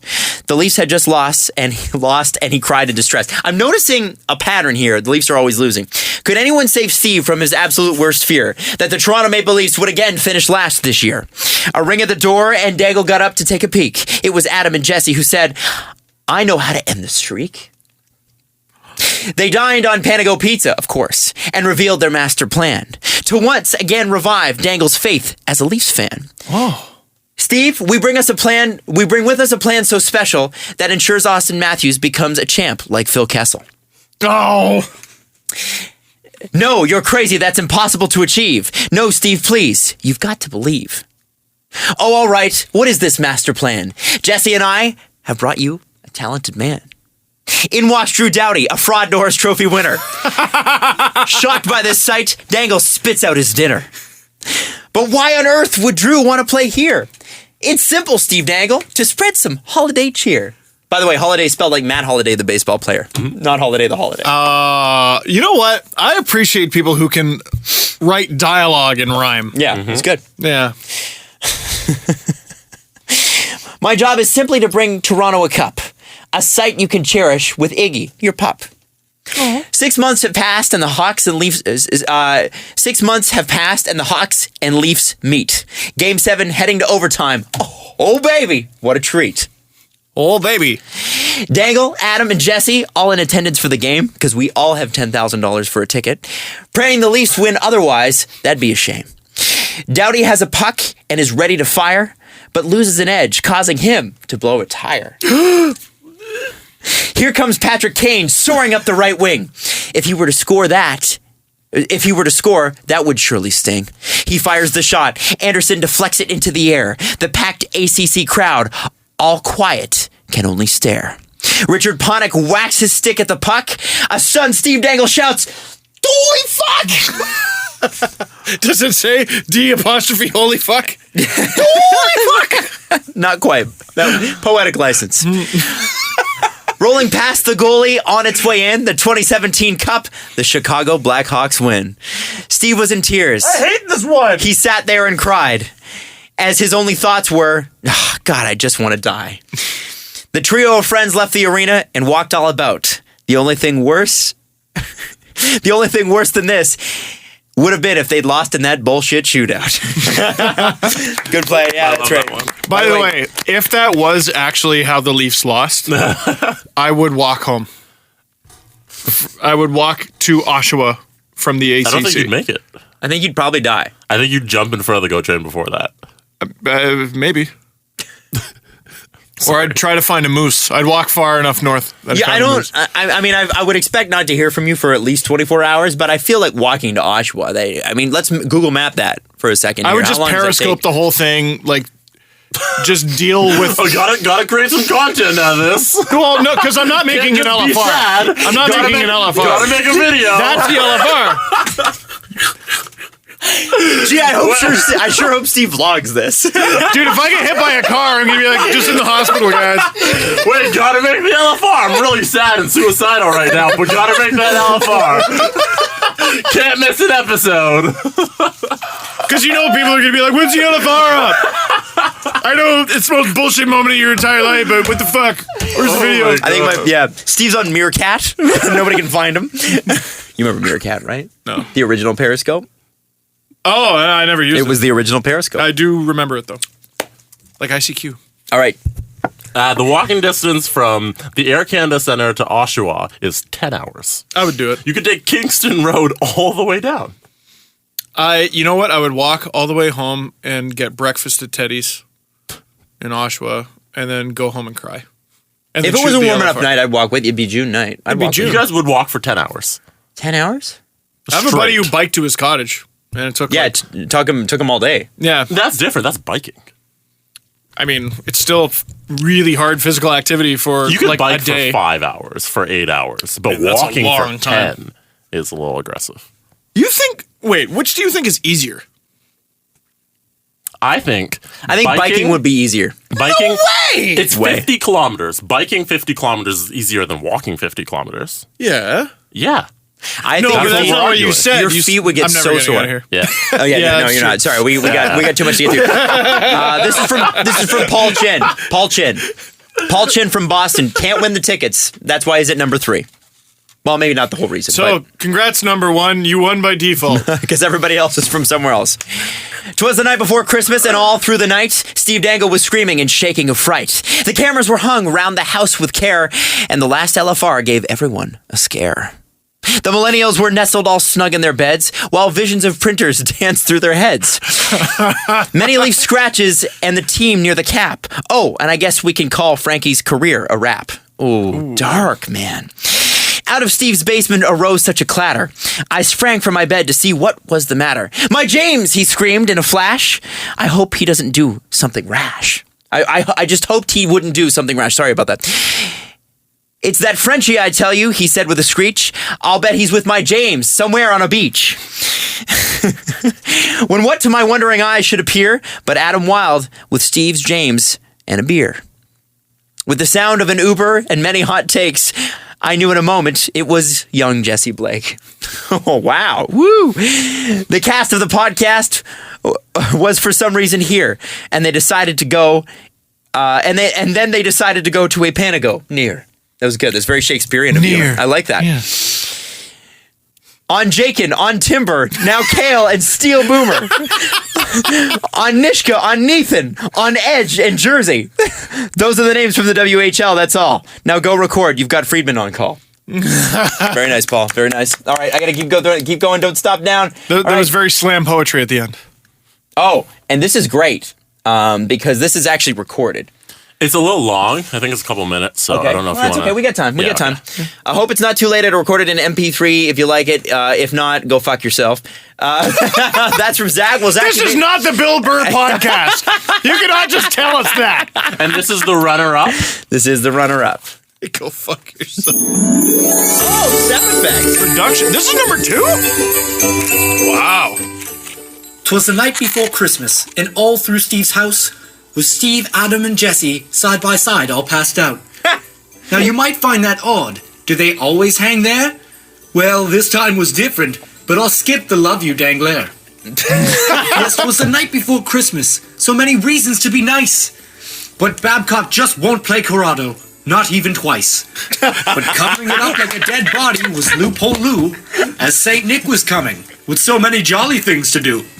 He rode into the 6 and up to the schwa. He thought, should I hit Libvidge? Well, Jesse's already at Steve's, so nah. And made such a clatter, like an 18-wheeler off a cliff or a leafer yelling after a 4-1 lead shatters. Up woke the 3 boys, our 3 amigos, to responsibly defend their house like 3 Jerry Domingos. They raced to the window like Zach Hyman on a loose puck. But they saw nothing, so unlucky, their PDO must be fucked. Adam said, fellas, I think it's Santa, wow. And Steve said, you're right, the opportunity is now. Jesse said, this is stupid, I'm going back to bed.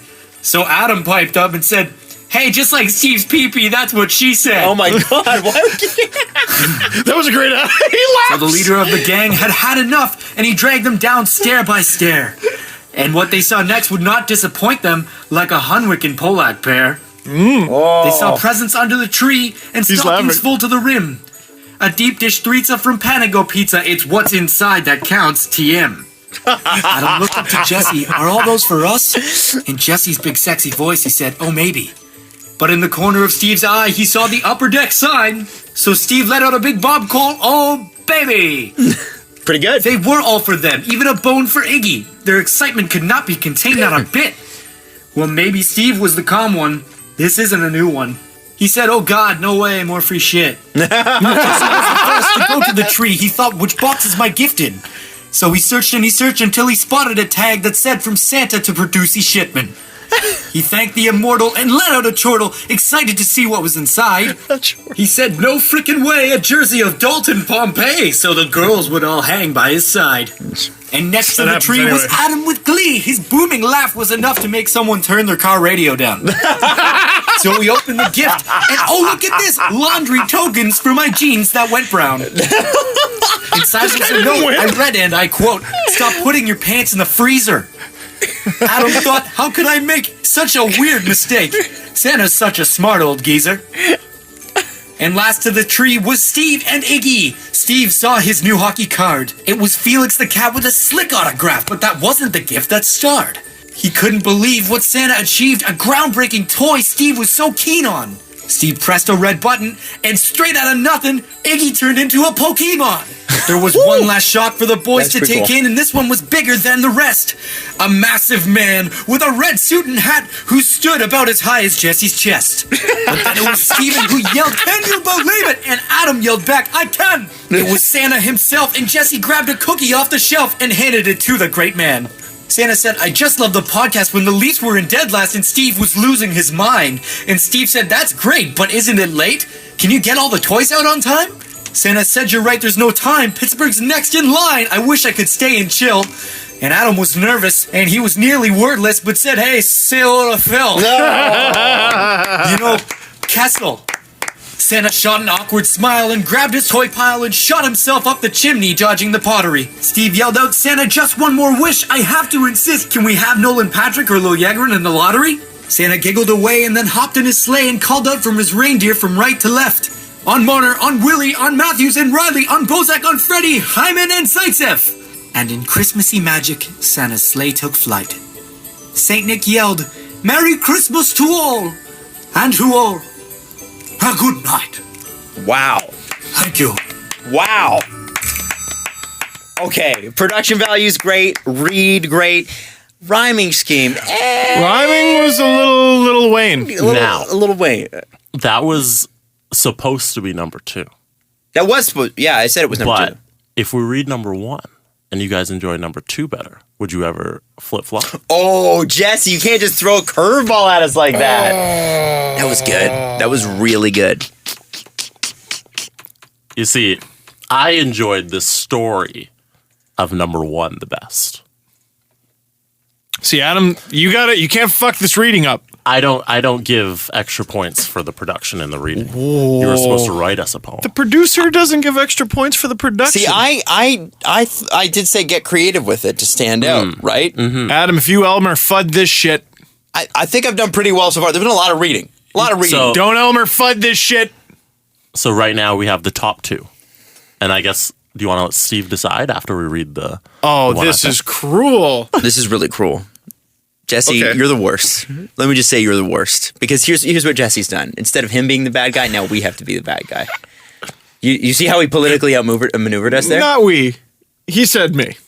I'm the bad guy. I am all the way the bad guy. Okay. I picked one, but there's other people on this podcast, and you guys got opinions as well after you've heard them all. It is fair to say that I haven't heard these yet. Okay. Yeah, you haven't heard or seen any of these. Okay, you ready? Let's go. Here we go. 'Twas the night of hockey, and all through the house, the idiots were working like a young Lawson Krause. Steve was yelling, Adam was cheering, watching the Leafs blow a lead, when suddenly there was a knock at the door, and Jesse wondered who it could be. He opened the door, and to his surprise, it was a man dressed in blue. It was a man dressed in blue and red. With a boom and a scream, they thought it was a dream, as Jesse laid there dead. What? I don't know. The boys knew who it was. As the man walked in, it was Carey Price in his Habs jersey again. Steve yelled help till he started to wheeze, but Carey had a slice of Panago pizza up his sleeve. Carey stuffed it in Steve's face as Adam began to plead, no, stop, I love you, Carey. Everyone stopped to look at Adam. Feeling the pressure, he screamed, I will tell him. So wait, sorry. To interrupt you, Carey Price has already shot and murdered Jesse and tried to kill me with a piece of pizza? Yes. I like where this is going. Carey backed off the puzzled Steve as Adam walked to him with a feeling of need. He said, I've always liked the Canadians, Steve. It just took me some time to believe. It took Adam and Carey left in a pinch, leaving Steve to say, you little...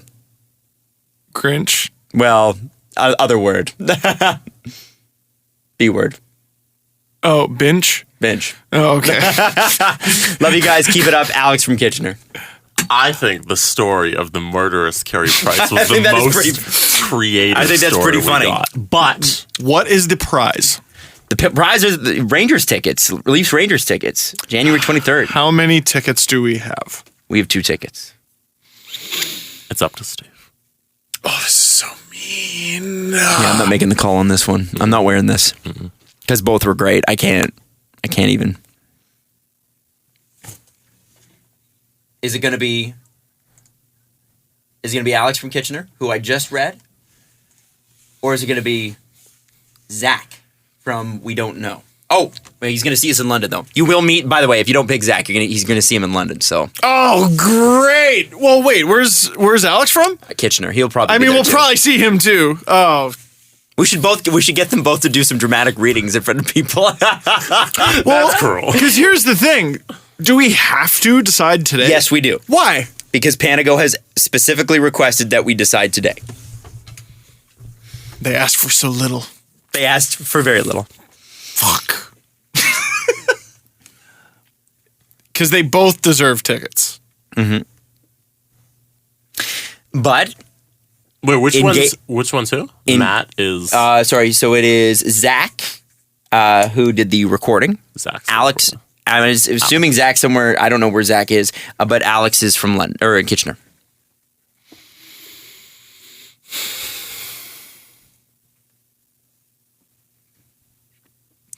It just sucks so much that we have to decide today because I think I could make it better for whoever I don't pick. We have but to. I can't do We have that to without decide talking to you guys. We have to decide today. These are the top 2.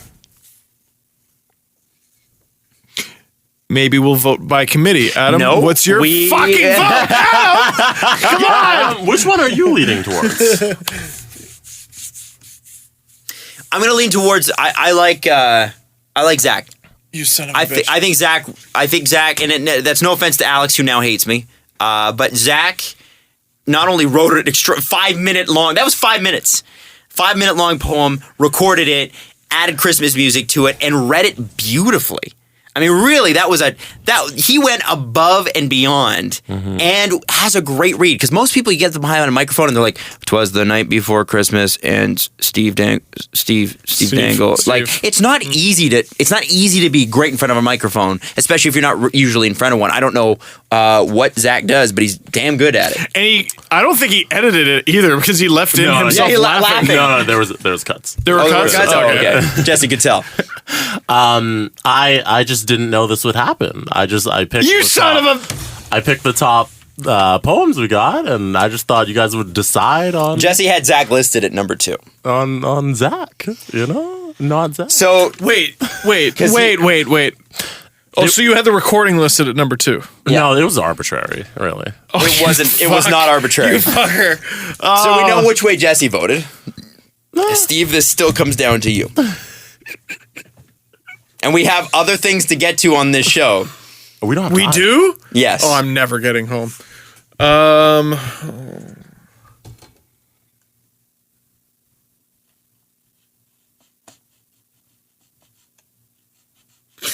Alex was the one who did the last one, and Zach was the guy who did the recording.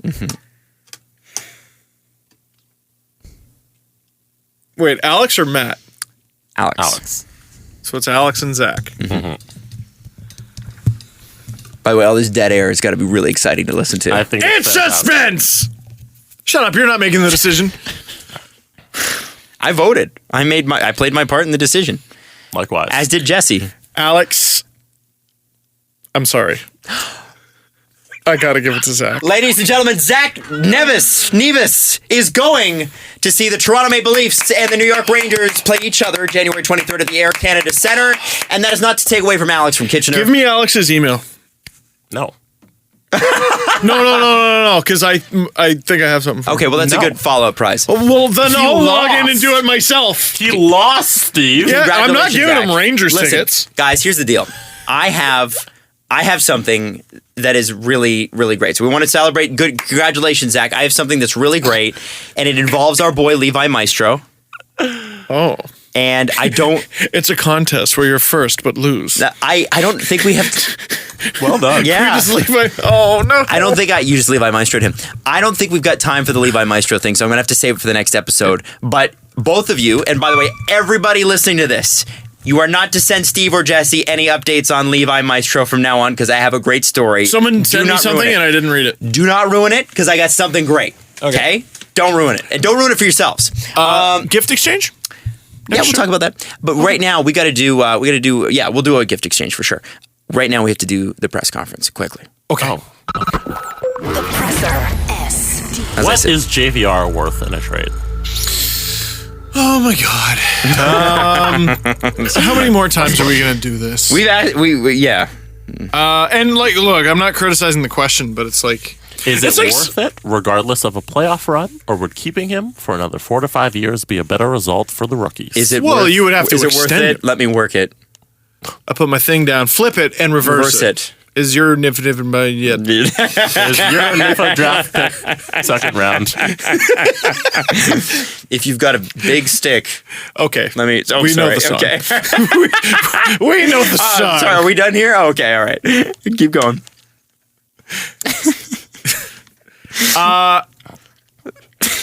Okay, extending him is going to be very expensive because he is 27, maybe 28.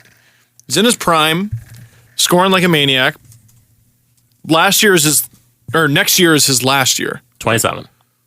Is next year his last year on his contract? Next season? Cap friendly. I think so. Give me a second. If there's 2 left, that's a magical contract. He's still on the contract that the Flyers signed him to, by the way. He's a free agent 2018 summer. So next year is the last year of his deal. Yeah. Interesting. Because I think he gets like $6 million. 6.5. He doesn't get less than Andrew Ladd. No. You know what I mean? So he gets at least 6. And he's a legitimate net presence every game. Yep. Yeah, because right now he's making 50 grand higher than Tyler Bozak, which is ridiculous. Wow. Yeah, that's crazy. That's crazy. The Flyers signed him to a brilliant deal and then traded him. For Luke Shen, by the way. They're going to have to trade him at some point. Let's say they extend Bozak, which, by the way, I think is a possibility. It's not going to be for much. It's going to be for, like, I would say about what he's making now. Mm-hmm. JVR is getting a huge raise.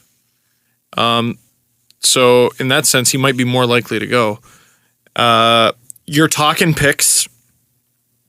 There's got to be a first involved. I would think maybe even a roster player involved. Or one hell of a prospect. Yeah, somebody who's going to make, as I said, like an undeniable like prospect. someone who's going to make the roster within the next 12 to 18 months. Maybe within the first 6. I'm thinking like right away. Right away. Yeah, you don't want to trade him. So give an example of a prospect that would fit that bill. God, Just I'm trying to not saying think. that this is a trade rumor, but who would fit that? I want a prospect who's going, like, undeniably going to make the NHL. I'm trying to think of a great example. So Marco Dano, I don't know if he's lived up to billing in Winnipeg, but like that was a really highly touted prospect that the Blackhawks had to give up for Andrew Ladd. God, you're gonna have to get a lot. And they're going to trade him. Yeah, it's not a great answer, and it also depends on how the rest of the season goes. You know, if JVR is not very good, you know, the price goes down. It's like, you know, spending money when you're a free agent. Mm-hmm. JVR gets 15 points between now and the trade deadline. It's obviously not a very high price. Am I weird in thinking that I wouldn't be surprised if JVR moved in that weird window between expansion and draft and free agency? I think, oh God, that is really going to be a fascinating time. Yeah. I'm so excited for it. I'm looking forward to that more than the deadline, more than the trade deadline. Oh, trade deadline is boring, quite frankly. I mean, there's not much going on. I'll still watch all day, but there's just so much not happening right now. The annoying thing with the trade deadline is what's killed it isn't, people keep saying the salary cap killed it. That's not true at all. It's that it's like trade deadline 2 weeks. Mm-hmm. Nobody's waiting till the final day to make the trades anymore. No, because you're only going to make mistakes. Like, why would you do that? Yeah. Yep. We're more focused on the end date, I think, than the GMs are. Yeah. Burke used to say that all the time. He makes his little trades in 3 days before the actual day. Mm-hmm. Or whatever it is, the weekend be Leafs are very be as general as possible. Be as general as possible here. But you're talking about a prospect that's going to make the team and make a difference on the team. Like you're thinking high end, what William Nylander was last year, right? What did? Yeah, Adam. Yeah, somewhere in there. You need someone who's going to jump in and make a difference. What did egg say to the potato? Go to NHL. Type in NHL Trade Tracker and look up Andrew Ladd. I want to know what the cost for Andrew Ladd was. Because whatever that was, I think it's more. It's not less. It's at least the same. This website's awesome, by the way. And I really do. I got to write that trade article. Okay, so the Jets gave the Blackhawks Andrew Ladd, Jay Harrison, and Matt Fraser.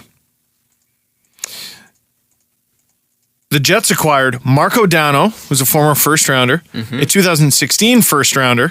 Whoa. Which, I mean, was... I don't know, the Blackhawks got knocked out first round. Yeah. So it was somewhere in the high teens. And a 2018 conditional third rounder. Comment on the trade. 2018 pick is conditional on Blackhawks winning Stanley Cup in 2016. So I don't even know if they got that pick then. Oh, you get...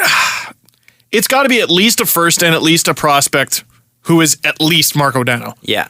And I think if I'm the Leafs, given what my timeline window is, I might consider making that trade this year. Because JVR could be more attractive at 4.25 he makes? 4.25. It's obnoxious. Yeah. And the team gets him next year and then gets to try to re-sign him. And they get to try to re-sign him as of July 1st.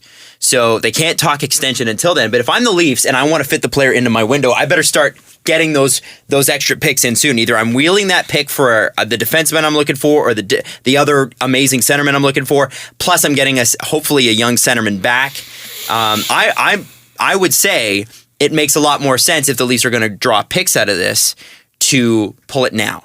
or pull it towards the end of this year, even if it's the end of this season, because you want the pick in this draft if they're going to play with the Nylanders, Marner, Matthews, that sort of thing. And keep an eye on. I would think. Keep an eye on need. Like keep an eye on who the good teams around the league are, and like the Blackhawks could use a winger like JVR. It's a really good. Well, yeah, but it's a really good match. But they have this young, affordable team and everything. But his brother's on the team. They could really, I think, use another star winger. We could really use Trevor Van Riemsdyk. Yeah, well, maybe. We could. But you would have to retain salary. Yeah. I think you do that. I think you do that for a year. I'm trying to think of who else could use him. I mean, everyone, really. Mm-hmm. I would say... that's interesting. A lot. And I think this is a conversation we don't have for at least another month. Interesting trade partner idea, unless they're right up against the cap. Tampa. You want one? Ottawa. Whoa. Who the Leafs have traded with before. Huge trades, large implications down the line financially and in terms of talent. Chris Johnson said it on this podcast. They're doing really well. Can't score. Yeah. Good point. It's a thought. Good point. It is a thought. It's just a thought. Boston. Boston, we good? I don't know. Anyway, it's going to take me 2 hours to get home. Basically anywhere. Next and last question. Who does Joffrey Lupul bump out of the lineup if he was healthy? Nobody. Does he play for the Marlies? No. If Joffrey Lupul could play tomorrow, you don't think he'd be in the lineup? He'd be a conditioning stint with the Marlies. But sure. if he was like through that and he was 100% healthy, you don't think he'd play on the Toronto Maple Leafs? That's the thing, though. If he was 100% healthy, yes, he would. But he's not. And his body, and the thing is that I don't know that Joffrey Lupul will ever be 100% healthy again, period, end of story. This is the scenario is if he was healthy.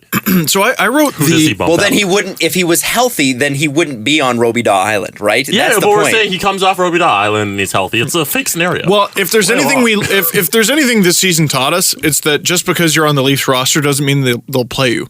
Yes. So I think he's just a healthy scratch. Healthy scratch? Until someone's hurt. Mm-hmm. And then he doesn't bump anyone. He just takes the spot of whoever got hurt. Yes, there you go. I wrote about the Jake Gardiner trade tree. It's a fascinating trade, looking back on it. But there's a interview, Elliot Friedman called into the Dean Blundell show, or Blundell and Company. Mm-hmm. And it was before the season, so it's interesting looking back. He was talking about Lupul and Jared Cowan in the same breath. Cowan's argument was, you can't do this to me. Mm-hmm. I was hurt. Lupul's argument would be, I'm not hurt. You can't do this to me. Yes, but he hasn't done that. I wonder why. Elliot Friedman said in that same interview, his body's taken a lot of hard hours on that. It's like the Robidaw thing. Like, it's not out of the question that Robidaw can't play anymore. Lupul too, maybe. Maybe. That's very confusing, and I kind of cut myself off at the end of that article. Like that, not yet. We're not ready to write that yet. So our next episode will be our last before Christmas. As far as I know, we're going to do episodes next week, and then the week after, we're going to take a week off. Yes, because all of us, we basically all three of us, this is our last chance to have a break until free agency. Basically, so July. We're talking about a sprint, a 6-month sprint, and remember that we all have jobs outside of the show. Mm-hmm. So the it's 800-meter dash of podcasting. Yeah, it's going to be real busy. So like I said, new episodes next week. New episode Thursday. We'll do a gift exchange. We'll have some Levi Maestro. We're going to do a little What's Up and Live Vid, all the greatest hits, plus whatever the Leafs are. Hopefully the Leafs do well in their back-to-back. Antoine Bibeau, which we did not mention, has been called up. Whoa, the Leafs are playing back-to-backs? Whoa. So weird. Whoa. Oh my God. So we'll be back. Can't wait to talk to you then.